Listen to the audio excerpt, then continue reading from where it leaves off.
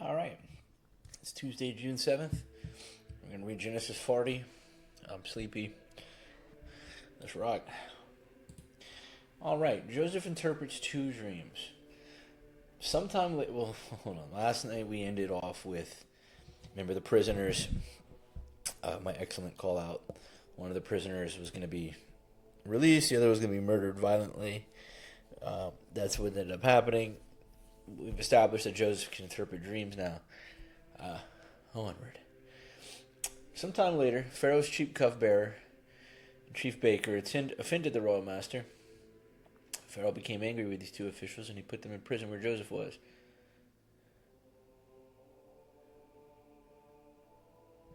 Well, one day I'll learn how to turn the page before we finish.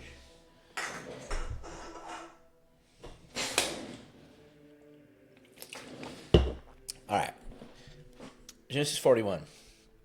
Pharaoh's dreams. 2 full years later, Pharaoh dreamed that he was standing on the bank of the Nile River. In his dream, he saw 7 fat cows coming up out of the river, and they were grazing on the grass. And then he saw 7 more come up behind them, but they were scrawny and thin. These cows stood beside the fat ones. The scrawny, thin cows ate the 7 healthy fat cows. At this point, Pharaoh woke up, but he fell asleep again and he had a second dream. This time he saw 7 heads of grain, plump and beautiful, growing on a single stalk. And then 7 more heads of grain appeared, but these were shriveled and withered by the east wind. All the thin heads swallowed up the 7 plump, well-formed ones. And Pharaoh woke up again and realized it was a dream. The next morning, Pharaoh was very disturbed by these dreams, and he called for all the magicians and wise men of Egypt. When Pharaoh told him his dreams, not one of them could tell him what they had meant. I just picture a bunch of guys with like pointy hats, crystals. All right. Finally, the king's chief cupbearer spoke up. Today I have been reminded of my failure, he told Pharaoh. Some time ago you were angry at the chief baker and me. Why are you bringing this up? This is the kind of thing you don't bring up to a 3rd century Pharaoh. You imprisoned us in the palace of captain and guard, blah, blah, blah. One night, chief baker and I both had a dream. Each dream had its own meaning. And there was a young Hebrew man who was in prison with us. We told him our dreams, and he told us what they meant, and everything happened just as he predicted. I was restored to my position as cupbearer, and the chief baker was executed and impaled on a pole. Pharaoh sent for Joseph at once. He was quickly brought from the prison, and after he shaved and changed his clothes, he went in and stood before the Pharaoh. And Pharaoh said to Joseph, I had a dream last night, and no one here can tell me what it means. But I've heard that when you hear about a dream, you're able to interpret it. It is beyond my power to do this, Joseph replied. But God can tell you what it means. I feel like Joseph is just annoying. Like, I'm serious. This is just an annoying person who what a nerd. Anywho, like, he just knows exactly what to say to, like, upset people who could really hurt him. Anyway. God could tell you what it means and set you at ease. So Pharaoh told Joseph his dream. In my dream, I was standing on the bank of the Nile. I saw the 7 fat cows. They began grazing, and then I saw 7 sickly ones come after them, and then they eat them. These skin-thin, scrawny cows ate the 7 big fat ones, but afterwards you wouldn't have known it. They were still thin and scrawny as before. And then I woke up. In my dream, I also saw 7 heads of grain, full and beautiful, growing on a single stalk, and then 7 more heads appeared. But these were blighted, shriveled, and withered by the east wind. And the shriveled heads swallowed the 7 healthy heads. And I told these dreams to the magicians, but no one could tell me what they mean. Camera just pans to the pointy hat crystal guys. Joseph responded, both of Pharaoh's dreams mean the same thing. God is telling Pharaoh in advance what he is about to do. Well, let me slow down, because this is contextually important. Both of these dreams mean the same thing. God is telling you in advance what he is about to do. The 7 healthy cows and 7 healthy heads of grain both represent 7 years of prosperity. The 7 thin, scrawny cows that came up later, withered by the east wind, represent the 7 years of famine. This will happen just as I have described it, for God revealed it to Pharaoh in advance what he is about to do. The next 7 years will be a period of great prosperity throughout the land, but afterwards there will be a great famine, and all the prosperity will be forgotten. Famine will destroy this land. The famine will also be severe. Even the memory of the good years will be erased. As for having 2 similar dreams, it means that these events have been decreed by God, and he will soon make them happen. Therefore, Pharaoh should find an intelligent and wise man and put him in charge of the entire land of Egypt. And then Pharaoh should put the supervisors over the land and let them collect 1/5 of all the crops during the 7 good years. Have them gather all the food produced in the good years, that are just ahead, and bring it to Pharaoh's storehouses. Store it away and guard it so there will be food in the cities. There will be enough to eat. That way there will be enough to eat when the 7 years of famine comes. Otherwise, famine will surely come. Now, this makes a lot of sense. I have a feeling it's not going to work that easy. All right.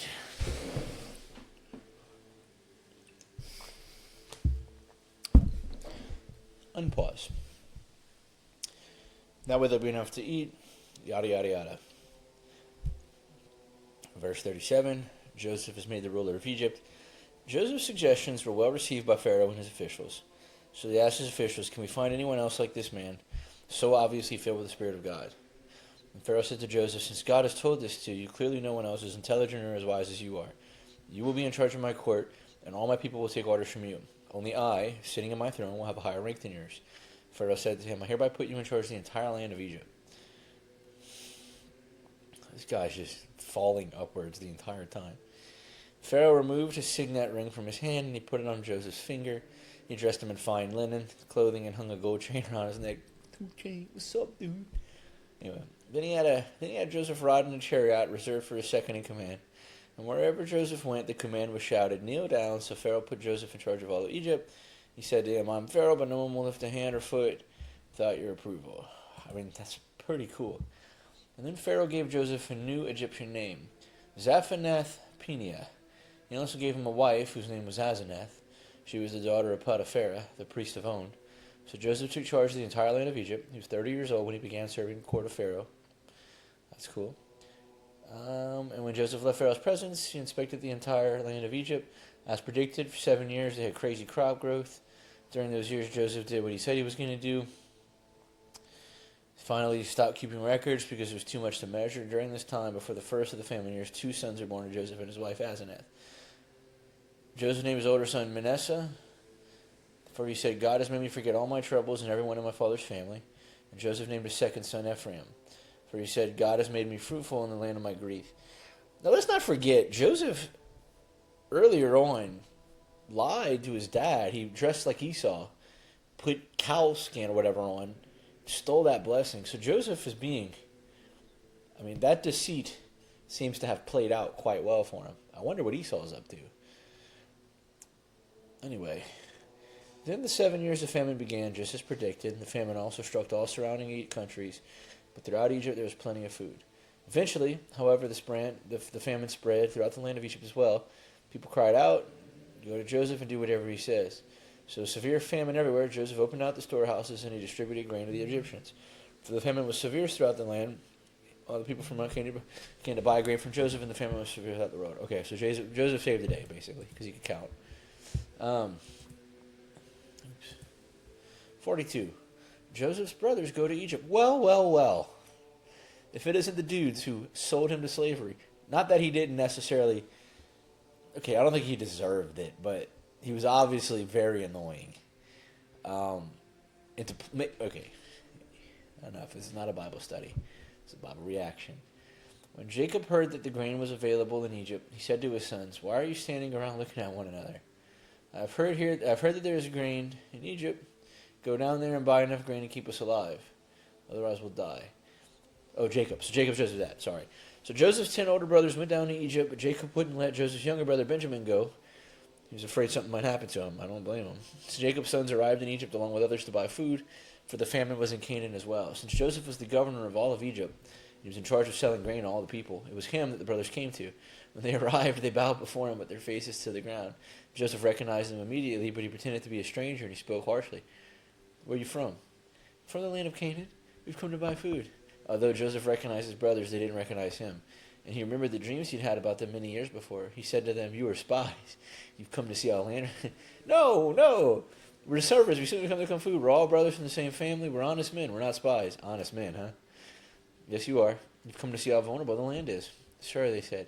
There's actually 12 of us. We, your servants, are all brothers and sons of a man living in this land of Canaan. Our youngest brother is back there with our father right now. One of our brothers is no longer with us. Aha, I knew it. You are spies. This is how I'll test your story. I swear by the life of Pharaoh that you will never leave Egypt unless your youngest brother comes here. One of you must go and get your brother, and I'll keep the rest of you here in prison. Then we'll find out whether or not your story is true. By the life of Pharaoh, if it turns out that you don't have a younger brother, then I'll know you're spies. So Joseph put him in prison for 3 days, and the third day Joseph said to them, I'm a God-fearing man, and if you do as I say, you will live. If you really are honest men, choose one of your brothers to remain in prison.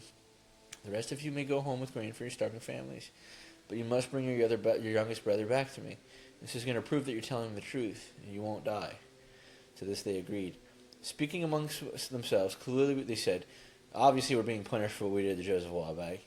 We saw his anguish when he pleaded for his life, but we wouldn't listen. That's why we're in this trouble. Probably. I mean, yeah. That's fucking... You should be thinking about that all the time. Excuse my language. Didn't I tell you not to sin against this boy? Reuben asked, but you wouldn't listen, and now we have to answer for his blood. Of course, they didn't know that Joseph understood them, for he had been speaking to them through an interpreter. Now he turned away from them and he began to weep. When he regained his composure, he spoke to them again. And then he chose Simeon from among them. He had him tied up right before their eyes.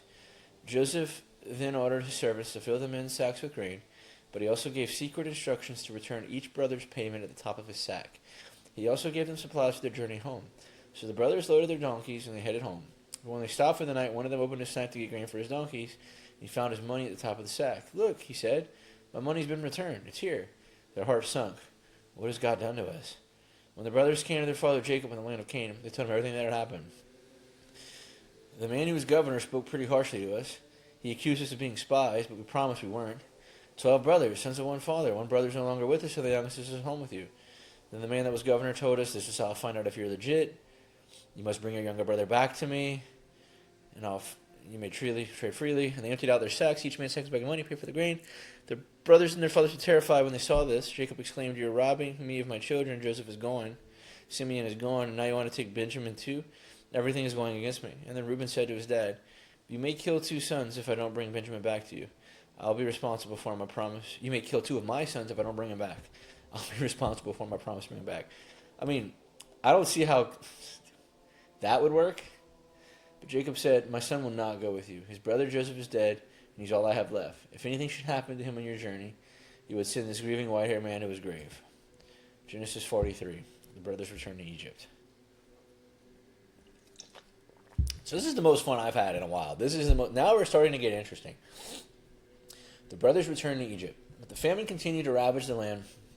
When the grain they had brought from Egypt was almost gone, Jacob said to his sons, go back and buy us a little more food. But Judah said, the man was serious when he warned us. You won't see my face again unless your brother is with you. If you send Benjamin with us, we will go down and buy more food. But if you don't let Benjamin go, we won't go either. Remember, you won't see my face again unless his brother is with you. Why are you so cruel to me? Jacob moaned.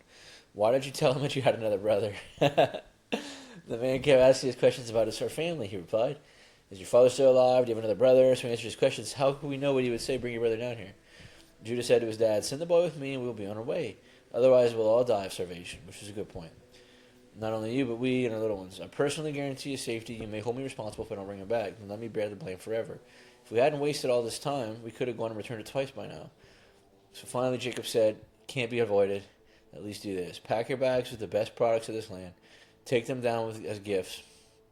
Also take double the money that was put back in your sacks, as it was probably a mistake. And then take your brother back and go to the man. May God Almighty have mercy on you as you go before that man. So you will release Simeon and let Benjamin return. But if I must lose my children, so be it. So the men packed Jacob's gifts and doubled the money and headed off with Benjamin. And they finally arrived in Egypt and presented themselves to Joseph. When Joseph saw Benjamin with him, he said to the manager of his household, these men will eat with me this noon. Take them inside the palace and go and slaughter an animal and prepare a big feast. So the man did so. The brothers were terrified when they saw they were being taken to Joseph's house. This is funny. He's really messing with them. I love this. It's because of the money we put in our sack, blah, blah, blah. They pretend we stole it, and then he will seize us and make us slaves. A feast at Joseph's palace. Then the brothers approached the manager of Joseph's household and spoke with him. Sir, they said, we come from Egypt here to buy food, but as we're returning home, we stopped for the night and opened our sacks, and then we discovered each man's money, the exact amount that we had paid, was in the top of the sack. Here it is. We brought it back with us. We also have additional money to buy more food. We have no idea who put the money in our sacks. Chill out. You, God, the God of your father, must have put this treasure in your bags. I know I received your payment, and then you released Simeon and brought them out to them. The manager then led the men into Joseph's palace. He gave them water to wash their feet and provided food for their donkeys. Then they were told they'd be eating there, so they prepared their gifts for Joseph's arrival at noon. When Joseph came back, he gave them the gifts they had brought, and they bowed low to the ground.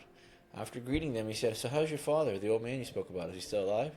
"Yeah, our father is still alive and well." And then they bowed again. And Joseph looked at Benjamin, the son of his own mother. "Is this your youngest brother, the one you told me about?" Joseph asked, "May God be gracious to you, my son."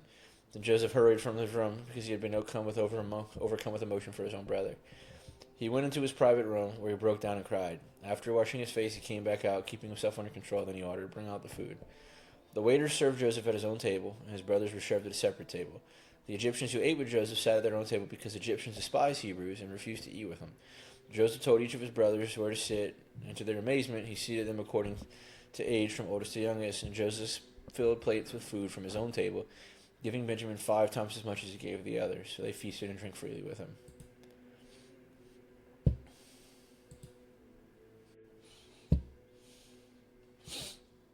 All right, Genesis 44, Joseph's silver cup.